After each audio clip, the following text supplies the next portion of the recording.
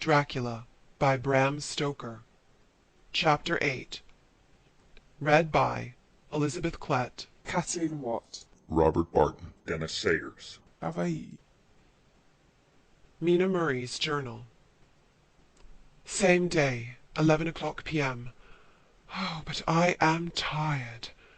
If it were not that I had made my diary a duty, I should not open it tonight. We had a lovely walk.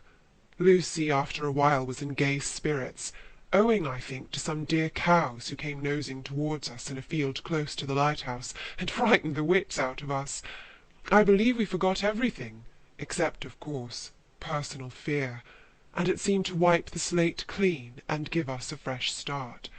We had a capital severe tea at Robin's Hood Bay in a sweet little old-fashioned inn, with a bow window right over the seaweed-covered rocks of the Strand. I believe we should have shocked the new woman with our appetites. Men are more tolerant, bless them. Then we walked home with some, or rather many, stoppages to rest, and with our hearts full of a constant dread of wild bulls. Lucy was really tired, and we intended to creep off to bed as soon as we could. The young curate came in, however, and Mrs. Westenra asked him to stay for supper. Lucy and I had both a fight for it with the dusty miller. I know it was a hard fight on my part, and I am quite heroic. I think that some day the bishops must get together and see about breeding up a new class of curates who don't take supper, no matter how hard they may be pressed to, and who will know when girls are tired. Lucy is asleep and breathing softly. She has more colour in her cheeks than usual, and looks oh so sweet. If Mr. Holmwood fell in love with her, seeing her only in the drawing-room, I wonder what he would say if he saw her now. Some of the new women writers will some day start an idea that men and women should be allowed to see each other asleep before proposing and accepting. But I suppose the new woman won't condescend in future to accept. She will do the proposing herself, and a nice job she will make of it too. There's some consolation in that. I am so happy tonight, because dear Lucy seems better. I really believe she has turned the corner, and that we are over her troubles with dreaming. I should be quite happy if I only knew if Jonathan— God bless and keep him. 11th August. Diary again. No sleep now, so I may as well write. I am too agitated to sleep. We have had such an adventure, such an agonizing experience. I fell asleep as soon as I had closed my diary. Suddenly I became broad awake and sat up, with a horrible sense of fear upon me, and of some feeling of emptiness around me. The room was dark, so I could not see Lucy's bed. I stole across and felt for her. The bed was empty. I lit a match and found that she was not in the room. The door was shut but not locked as I had left it. I feared to wake her mother, who has been more than usually ill lately, so threw on some clothes and got ready to look for her. As I was leaving the room, it struck me that the clothes she wore might give me some clue as to her dreaming intention. Dressing-gown would mean house, dress outside. Dressing-gown and dress were both in their places. Thank God, I said to myself, she cannot be far, as she is only in her night-dress. I ran downstairs and looked in the sitting-room. Not there. Then I looked in all the other rooms of the house, with an ever-growing fear chilling my heart. Finally I came to the hall door and found it open. It was not wide open, but the catch of the lock had not caught. The people of the house are careful to lock the door every night, so I feared that Lucy must have gone out as she was. There was no time to think of what might happen. A vague, overmastering fear obscured all details. I took a big, heavy shawl and ran out. The clock was striking 1 as I was in the crescent, and there was not a soul in sight. I ran along the north terrace, but could see no sign of the white figure I expected. At the edge of the west cliff above the pier I looked across the harbour to the east cliff, in the hope, or fear, I don't know which, of seeing Lucy in our favourite seat. There was a bright full moon, with heavy black driving clouds, which threw the whole scene into a fleeting diorama of light and shade as they sailed across. For a moment or two I could see nothing, as the shadow of a cloud obscured St. Mary's Church and all round it. Then, as the cloud passed, I could see the ruins of the abbey coming into view, and as the edge of a narrow band of light as sharp as a sword-cut moved along, the church and churchyard became gradually visible. Whatever my expectation was, it was not disappointed. for there on our favourite seat the silver light of the moon struck a half-reclining figure, snowy white. The coming of the cloud was too quick for me to see much, for shadow shut down on light almost immediately, but it seemed to me as though something dark stood behind the seat where the white figure shone, and bent over it. What it was, whether man or beast, I could not tell. I did not wait to catch another glance, but flew down the steep steps to the pier and along by the fish market to the bridge, which was the only way to reach the east cliff. The town seemed as dead, for not a soul did I see.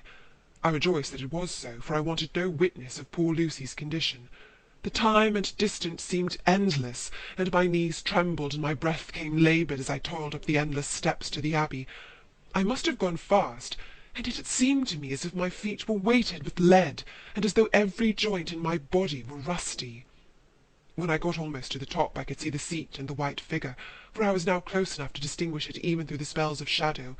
There was undoubtedly something, long and black, bending over the half-reclining white figure. I called in fright, "Lucy! Lucy!" and something raised a head, and from where I was I could see a white face and red, gleaming eyes. Lucy did not answer, and I ran on to the entrance of the churchyard. As I entered, the church was between me and the seat, and for a minute or so I lost sight of her. When I came in view again, the cloud had passed, and the moonlight struck so brilliantly that I could see Lucy half reclining with her head lying over the back of the seat. She was quite alone, and there was not a sign of any living thing about. When I bent over her, I could see that she was still asleep. Her lips were parted, and she was breathing, not softly as usual with her, but in long, heavy gasps, as though striving to get her lungs full at every breath. As I came close, she put up her hand in her sleep, and pulled the collar of her nightdress close around her, as though she felt the cold. I flung the warm shawl over her, and drew the edges tight round her neck, for I dreaded lest she should get some deadly chill from the night air, unclad as she was. I feared to wake her all at once, so in order to have my hands free to help her, I fastened the shawl at her throat with a big safety pin. But I must have been clumsy in my anxiety and pinched or pricked her with it, for by and by, when her breathing became quieter, she put her hand to her throat again and moaned. When I had her carefully wrapped up, I put my shoes on her feet, and then began very gently to wake her. At first she did not respond, but gradually she became more and more uneasy in her sleep, moaning and sighing occasionally. At last, as time was passing fast, and for many other reasons, I wished to get her home at once. I shook her forcibly, till finally she opened her eyes and awoke. She did not seem surprised to see me, as of course she did not realize all at once where she was. Lucy always wakes prettily, and even at such a time, when her body must have been chilled with cold, and her mind somewhat appalled at waking unclad in a churchyard at night, she did not lose her grace. She trembled a little and clung to me. When I told her to come at once with me home, she rose without a word, with the obedience of a child. As we passed along, the gravel hurt my feet, and Lucy noticed me wince. She stopped and wanted to insist upon my taking my shoes, but I would not. However, when we got to the pathway outside the churchyard, where there was a puddle of water remaining from the storm, I daubed my feet with mud, using each foot in turn on the other, so that, as we went home, no one, in case we should meet anyone, should notice my bare feet. Fortune favoured us, and we got home without meeting a soul. Once we saw a man who seemed not quite sober, passing along a street in front of us. But we hid in a door till he had disappeared up an opening such as there are here, steep little closes, or wynds, as they call them in Scotland. My heart beat so loud all the time sometimes I thought I should faint. I was filled with anxiety about Lucy, not only for her health, lest she should suffer from the exposure, but for her reputation in case the story should get wind. When we got in and washed our feet, and had said a prayer of thankfulness together, I tucked her into bed. Before falling asleep, she asked, even implored me not to say a word to anyone, even her mother, about her sleepwalking adventure. I hesitated at first to promise, but on thinking of the state of her mother's health, and how the knowledge of such a thing would fret her, and think too of how such a story might become distorted, nay, infallibly would, in case it should leak out, I thought it wiser to do so. I hope I did right. I have locked the door, and the key is tied to my wrist, so perhaps I shall not be again disturbed. Lucy is sleeping soundly. The reflex of the dawn is high and far over the sea.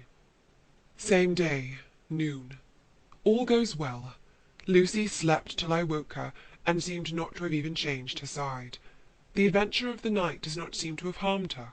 On the contrary, it has benefited her, for she looks better this morning than she has done for weeks. I was sorry to notice that my clumsiness with the safety pin hurt her. Indeed, it might have been serious, for the skin of her throat was pierced.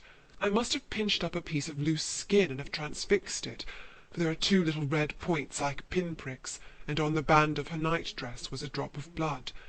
When I apologized and was concerned about it, she laughed and petted me, and said she did not even feel it. Fortunately, it could not leave a scar, as it is so tiny. Same day, night. We passed a happy day. The air was clear and the sun bright, and there was a cool breeze. We took our lunch to Mulgrave Woods, Mrs. Westenra driving by the road, and Lucy and I walking by the cliff path and joining her at the gate. I felt a little sad myself, for I could not but feel how absolutely happy it would have been had Jonathan been with me. But there, I must only be patient. In the evening we strolled in the casino terrace, and heard some good music by Spohr and Mackenzie, and went to bed early. Lucy seems more restful than she has been for some time, and fell asleep at once. I shall lock the door and secure the key the same as before, though I do not expect any trouble tonight. 12th August. My expectations were wrong, for twice during the night I was wakened by Lucy trying to get out. She seemed, even in her sleep, to be a little impatient at finding the door shut, and went back to bed under a sort of protest. I woke at the dawn, and heard the birds chirping out of the window. Lucy woke too, and I was glad to see was even better than on the previous morning. All her old gaiety of manner seemed to have come back, and she came and snuggled in beside me and told me all about Arthur. I told her how anxious I was about Jonathan, and then she tried to comfort me. Well, she succeeded somewhat, for though sympathy can't alter facts, it can make them more bearable. 13th August. Another quiet day, and to bed with the key on my wrist as before. Again I woke in the night and found Lucy sitting up in bed, still asleep, pointing to the window. I got up quietly, and pulling aside the blind, looked out. It was a brilliant moonlight, and the soft effect of the light over the sea and sky, merged together in one great silent mystery, was beautiful beyond words. Between me and the moonlight flitted a great bat, coming and going in great whirling circles. Once or twice it came quite close, but was, I suppose, frightened at seeing me, and flitted away across the harbour towards the Abbey. When I came back from the window, Lucy had lain down again, and was sleeping peacefully. She did not stir again all night. 14th August. On the East Cliff, reading and writing all day. Lucy seems to have become as much in love with the spot as I am, and it is hard to get her away from it when it is time to come home for lunch or tea or dinner. This afternoon she made a funny remark. We were coming home for dinner, and had come to the top of the steps up from the West Pier and stopped to look at the view as we generally do. The setting sun, low down in the sky, was just dropping behind Kettleness. The red light was thrown over the East Cliff and the old Abbey, and seemed to bathe everything in a beautiful rosy glow. We were silent for a while, and suddenly Lucy murmured as if to herself, "His red eyes again. They are just the same." It was such an odd expression, coming apropos of nothing, that it quite startled me. I slowed round a little as to see Lucy well without seeming to stare at her, and saw that she was in a half-dreamy state, with an odd look on her face that I could not quite make out, so I said nothing but followed her eyes. She appeared to be looking over at our own seat, whereon was a dark figure seated alone. I was quite a little startled myself, for it seemed for an instant as if the stranger had great eyes like burning flames, but a second look dispelled the illusion. The red sunlight was shining on the windows of St. Mary's Church behind our seat, and as the sun dipped there was just sufficient change in the reflection and refraction to make it appear as if the light moved. I called Lucy's attention to the peculiar effect, and she became herself with a start, but she looked sad all the same.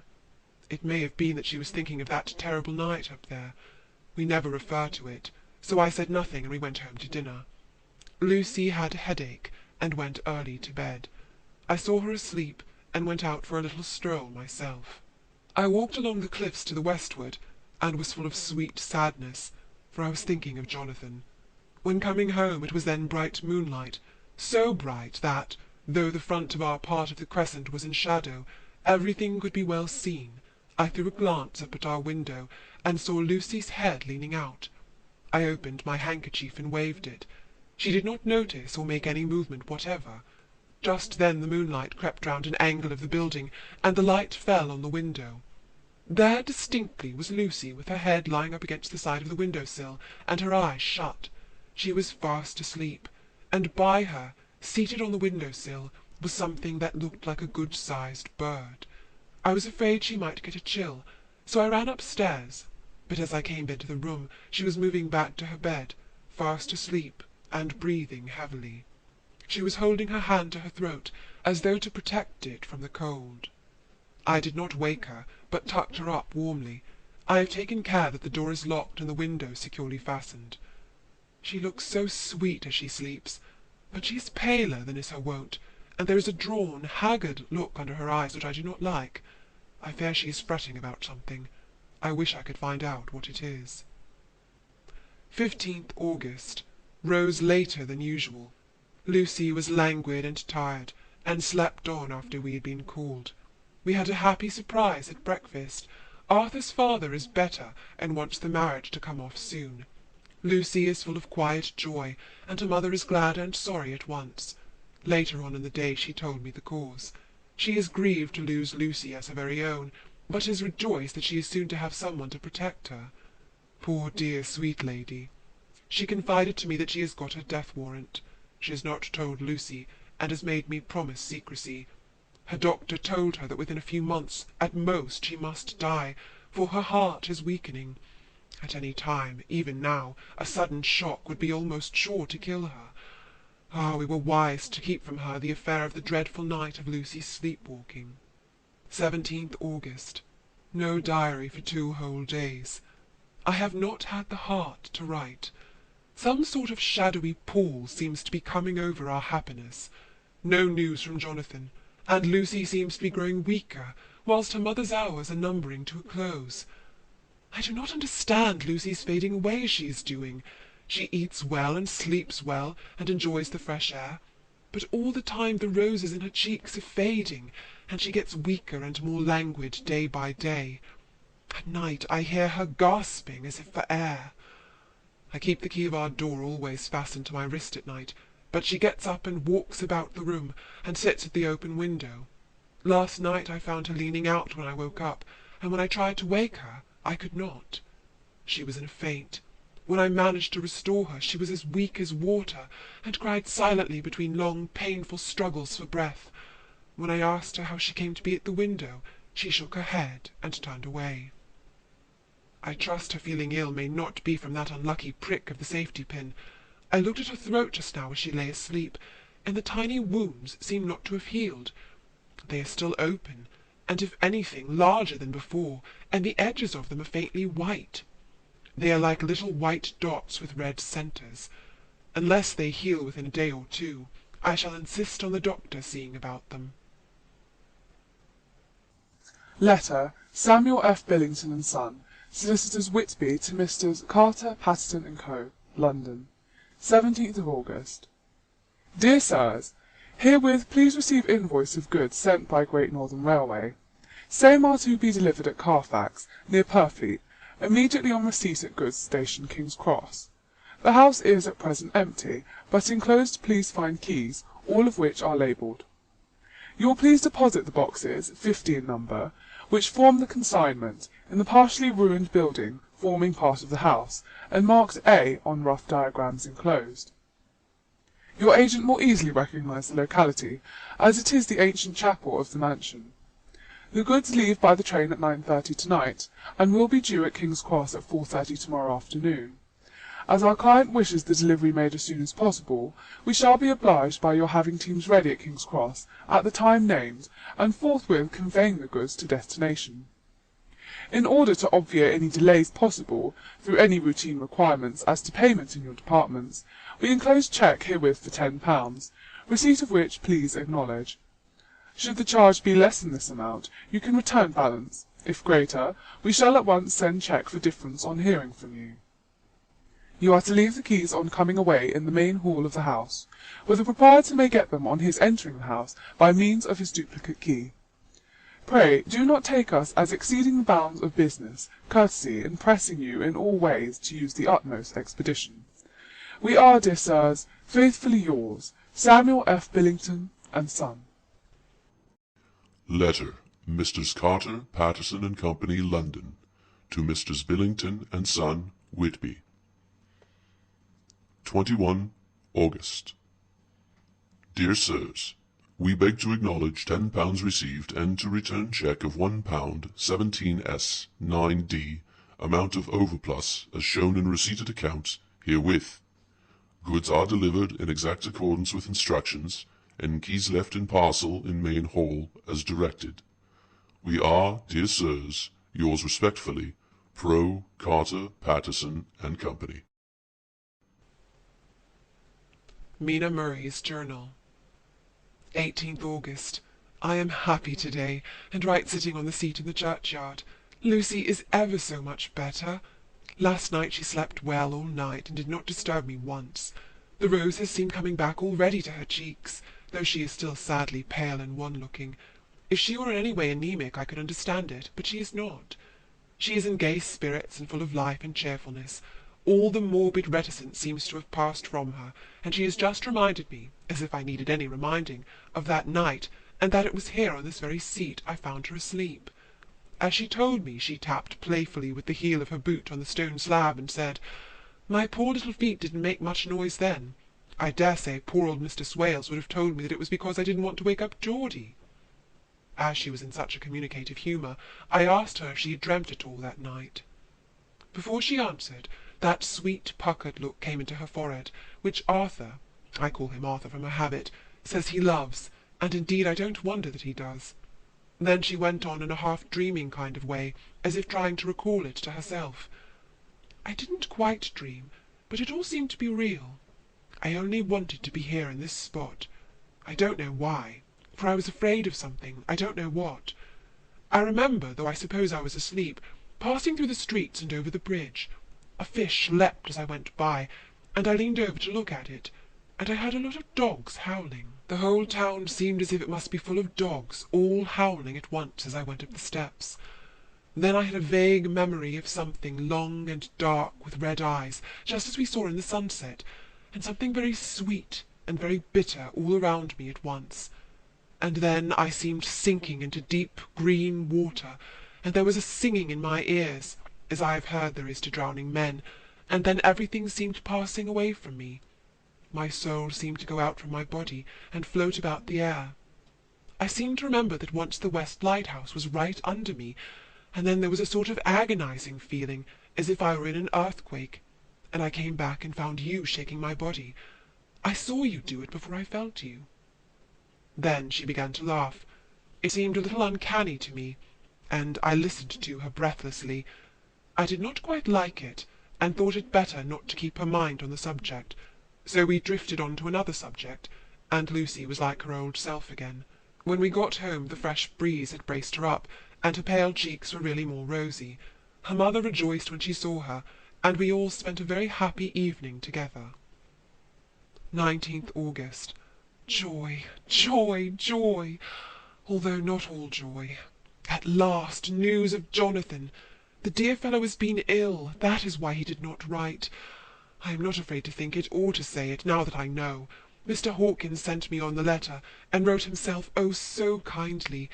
I am to leave in the morning and go over to Jonathan, and to help to nurse him if necessary, and to bring him home. Mr. Hawkins says it would not be a bad thing if we were to be married out there. I have cried over the good sister's letter till I can feel it wet against my bosom where it lies. It is of Jonathan, and must be near my heart, for he is in my heart. My journey is all mapped out, and my luggage ready. I am only taking one change of dress.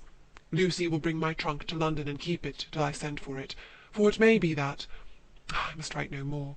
I must keep it to say to Jonathan, my husband. The letter that he has seen and touched must comfort me till we meet.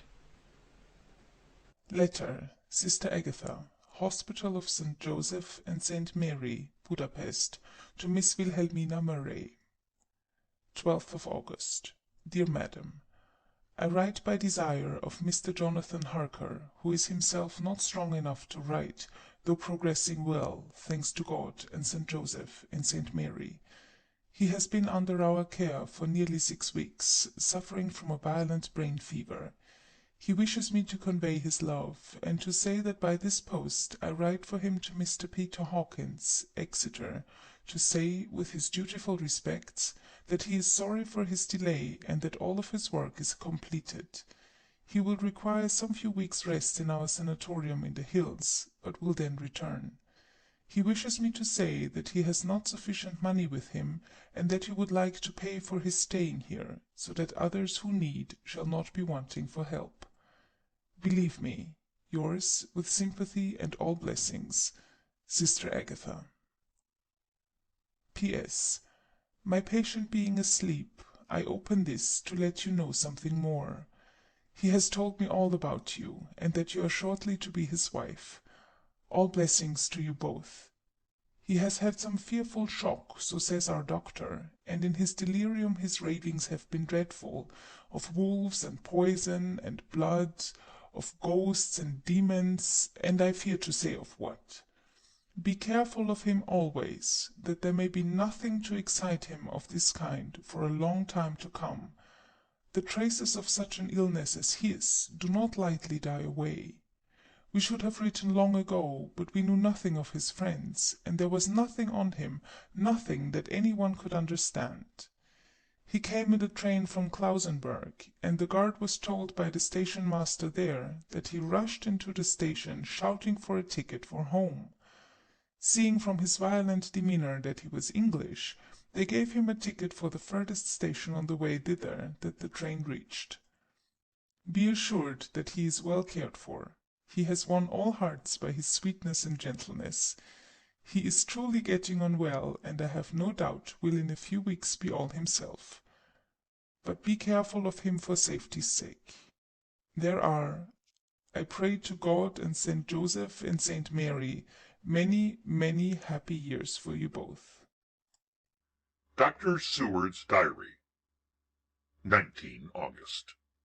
Strange and sudden change in Renfield last night. About 8 o'clock he began to get excited and sniff about as a dog does when setting. The attendant was struck by his manner, and, knowing my interest in him, encouraged him to talk. He is usually respectful to the attendant, and at times servile, but tonight, the man tells me, he was quite haughty, would not condescend to talk with him at all. All he would say was, "I don't want to talk to you. You don't count now. The master is at hand." The attendant thinks it is some sudden form of religious mania which has seized him. If so, we must look out for squalls, for a strong man with homicidal and religious mania at once might be dangerous. The combination is a dreadful one. At 9 o'clock I visited him myself. His attitude to me was the same as that to the attendant. In his sublime self-feeling, the difference between myself and the attendant seemed to him as nothing. It looks like religious mania, and he will soon think that he himself is God. These infinitesimal distinctions between man and man are too paltry for an omnipotent being. How these madmen give themselves away! The real God taketh heed lest a sparrow fall. But the God created from human vanity sees no difference between an eagle and a sparrow. Oh, if men only knew! For half an hour or more Renfield kept getting excited in greater and greater degree. I did not pretend to be watching him, but I kept strict observation all the same. All at once that shifty look came into his eyes, which we always see when a madman has seized an idea, and with it the shifty movement of the head and back which asylum attendants come to know so well. He became quite quiet, and went and sat on the edge of his bed resignedly, and looked into space with lackluster eyes. I thought I would find out if his apathy were real or only assumed, and tried to lead him to talk of his pets, a theme which had never failed to excite his attention. At first he made no reply, but at length said testily, "Bother them all! I don't care a pin about them." "What?" I said. "You don't mean to tell me you don't care about spiders?" Spiders at present are his hobby, and his notebook is filling up with columns of small figures. To this he answered enigmatically, "The bride maidens rejoice the eyes that wait the coming of the bride. But when the bride draweth nigh, then the maidens shine not to the eyes that are filled." He would not explain himself, but remained obstinately seated on his bed all the time I remained with him. I am weary tonight and low in spirits. I cannot but think of Lucy, and how different things might have been. If I don't sleep at once, chloral, the modern Morpheus, I must be careful not to let it grow into a habit. No, I shall take none tonight. I have thought of Lucy, and I shall not dishonor her by mixing the two. If need be, tonight shall be sleepless. Later. Glad I made the resolution, gladder that I kept to it. I had lain tossing about, and had heard the clock strike only twice, when the night watchman came to me, sent up from the ward, to say that Renfield had escaped. I threw on my clothes and ran down at once. My patient is too dangerous a person to be roaming about. Those ideas of his might work out dangerously with strangers. The attendant was waiting for me. He said he had seen him not 10 minutes before, seemingly asleep in his bed, when he looked through the observation trap in the door. His attention was called by the sound of the window being wrenched out. He ran back and saw his feet disappear through the window, and had at once sent up for me. He was only in his night gear, and cannot be far off. The attendant thought it would be more useful to watch where he should go than to follow him, as he might lose sight of him whilst getting out of the building by the door. He is a bulky man, and couldn't get through the window. I am thin, so with his aid I got out, but feet foremost, and as we were only a few feet above ground, landed unhurt. The attendant told me the patient had gone to the left, and had taken a straight line, so I ran as quickly as I could. As I got through the belt of trees, I saw a white figure scale the high wall which separates our grounds from those of the deserted house.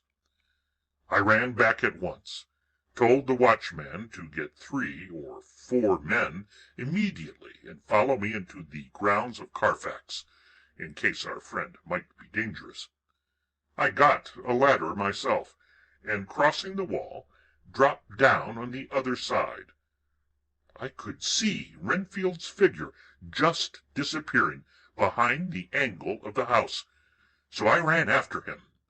On the far side of the house I found him pressed close against the old iron-bound oak door of the chapel. He was talking, apparently, to someone, but I was afraid to go near enough to hear what he was saying, lest I might frighten him, and he should run off. Chasing an errant swarm of bees is nothing to following a naked lunatic when the fit of escaping is upon him. After a few minutes, however, I could see that he did not take note of anything around him, and so ventured to draw nearer to him, the more so as my men had now crossed the wall and were closing him in. I heard him say, "I'm here to do your bidding, master. I am your slave, and you will reward me, for I shall be faithful. I have worshipped you long and afar off. Now that you are near, I await your commands, and you will not pass me by, will you, dear master, in your distribution of good things?" He is a selfish old beggar anyhow. He thinks of the loaves and fishes even when he believes he is in a real present. His manias make a startling combination. When we closed in on him, he fought like a tiger. He is immensely strong, for he was more like a wild beast than a man. I never saw a lunatic in such a paroxysm of rage before, and I hope I shall not again. It is a mercy that we have found out his strength and his danger in good time. With strength and determination like his, he might have done wild work before he was caged. He is safe now, at any rate. Jack Sheppard himself couldn't get free from the strait waistcoat that keeps him restrained, and he's chained to the wall in the padded room. His cries are, at times, awful, but the silences that follow are more deadly still, for he means murder in every turn and movement. Just now he spoke coherent words for the first time. "I shall be patient, master. It is coming, coming, coming." So I took the hint and came to. I was too excited to sleep, but this diary has quieted me, and I feel I shall get some sleep tonight. End of chapter 8.